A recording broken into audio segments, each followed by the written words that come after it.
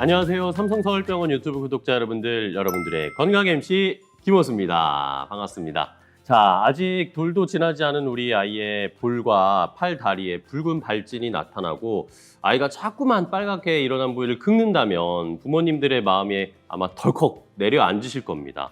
바로 아토피 피부염에 대한 걱정 때문이겠죠. 앞으로 아이의 삶의 질을 떨어뜨릴 수도 있는 질환인 만큼 이 아이에게 아토피 피부염 진단이 내려지면 눈물을 보이시는 그런 부모님들도 계실 정도라고 합니다.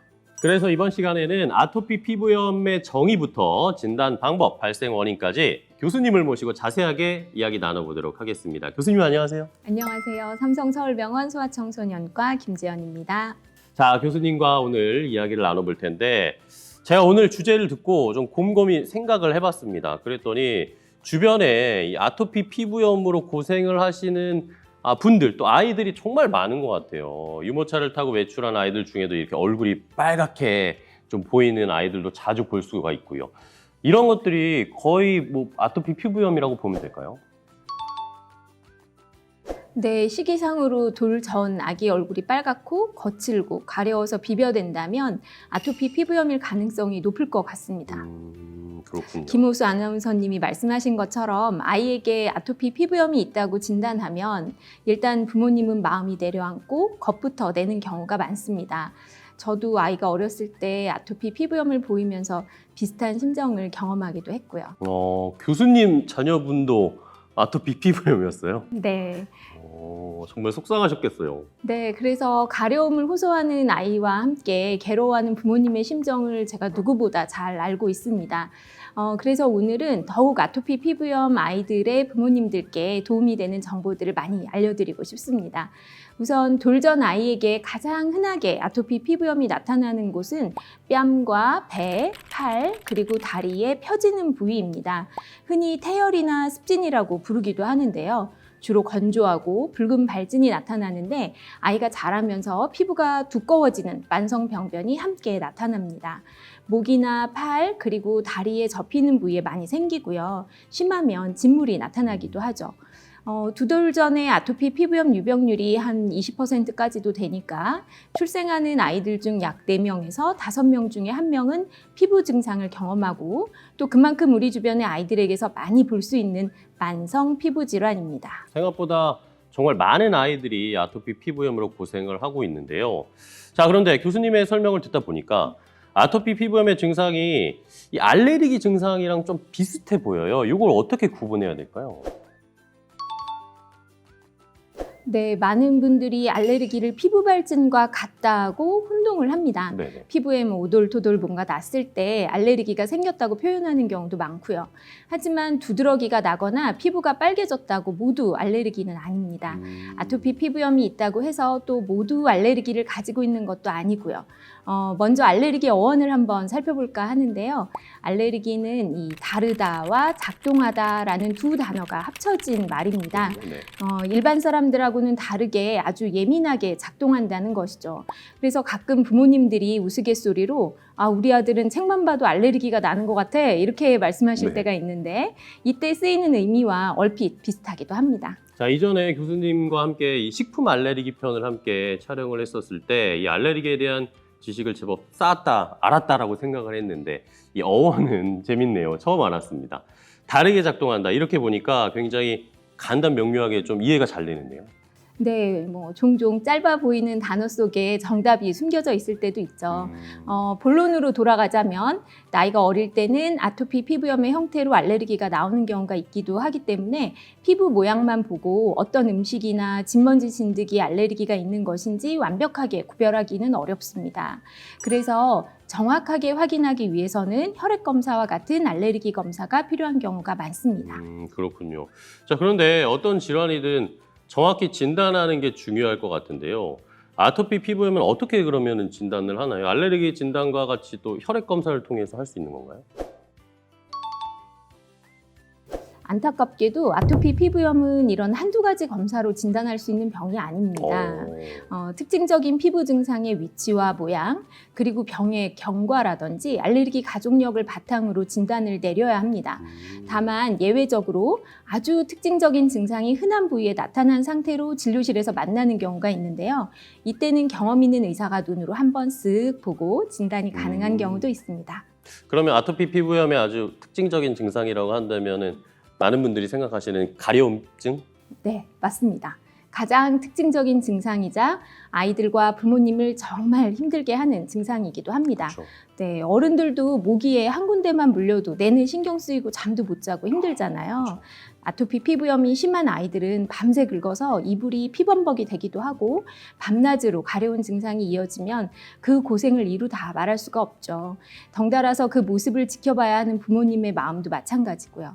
저도 다큐멘터리 같은 걸 통해서 이 아토피 피부염으로 가려움증, 이 고통을 호소하는 아이들과 같이 힘들어하는 이 부모님들의 모습 많이 본 적이 있고, 저도 사실 어렸을 때 아토피 피부염이 있어서 굉장히 힘든 경험이 있었습니다. 교수님, 그런데 제가 이런 정보 매체로 아토피 피부염이 있는 아이는 이유식 시기도 좀 신경을 써야 된다라는 걸 본 적이 있는데 이것도 맞는 이야기인가요? 종종 주변의 부모님들로부터 이유식을 조금 더 늦게 시작하면 아토피 가능성이 낮아지지 않냐, 아토피 피부염이 있는 애는 이유식을 늦게 시작해야 하지 않냐 이렇게 질문을 받는데 한때는 아토피 피부염이 있는 아이의 경우 반드시 6개월이 넘어서 이유식을 시작해야 한다 이런 얘기가 있었습니다. 하지만 최근에는 이유식을 6개월 이전에 시작한다고 해서 알레르기가 더 늘거나 하지는 않는 것으로 보고 있고요.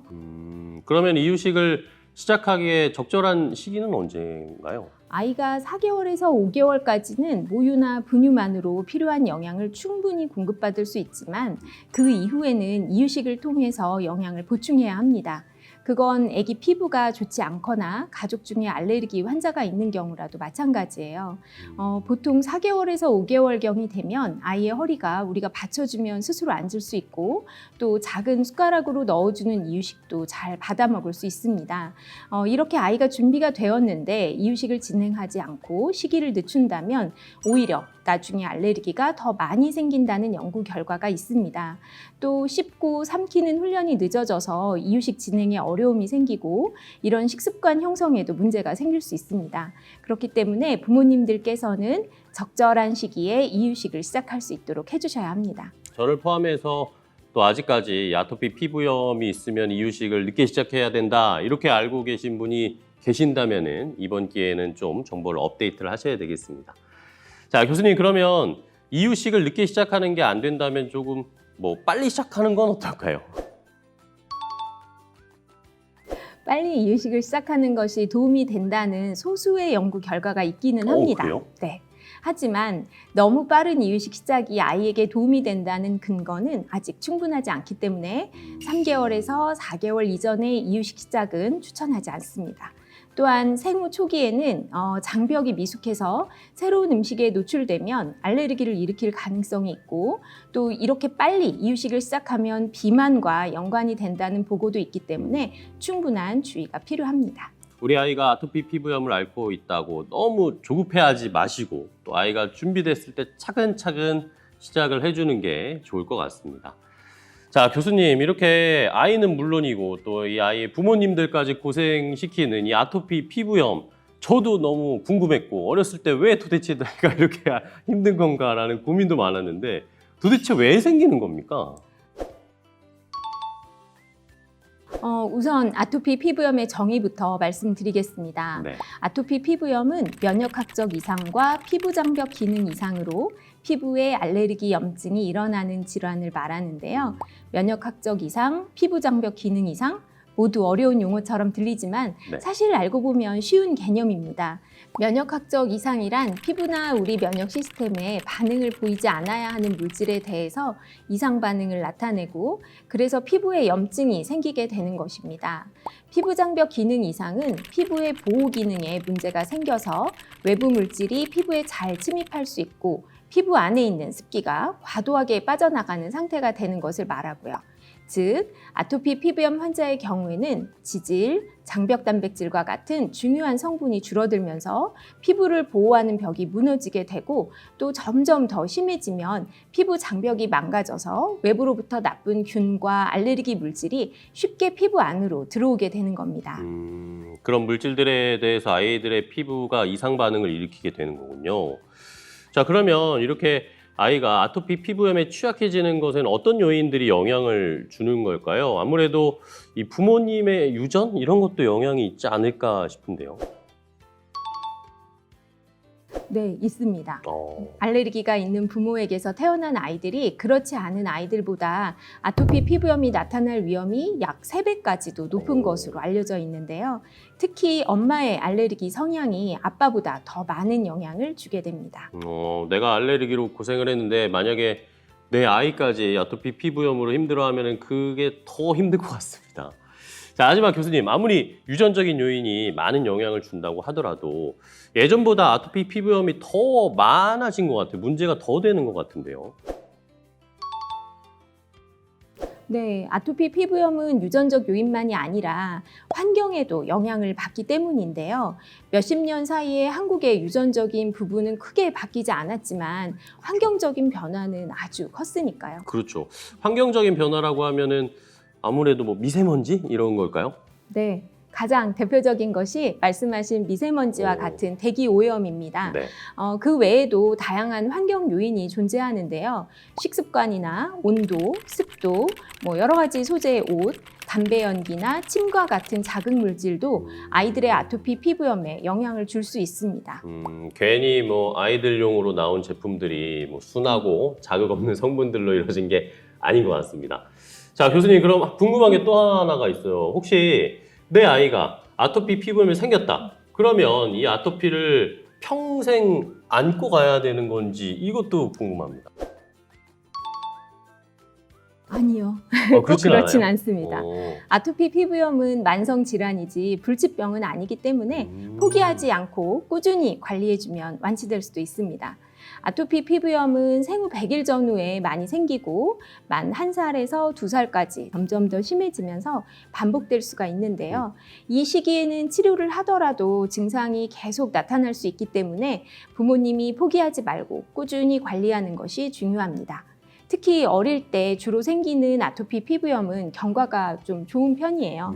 보통 신체 기능이 미숙해서 일시적으로 아토피 피부염이 생기는 경우가 많기 때문에 이런 기능들이 나아지면서 점차 피부도 깨끗해질 수 있습니다.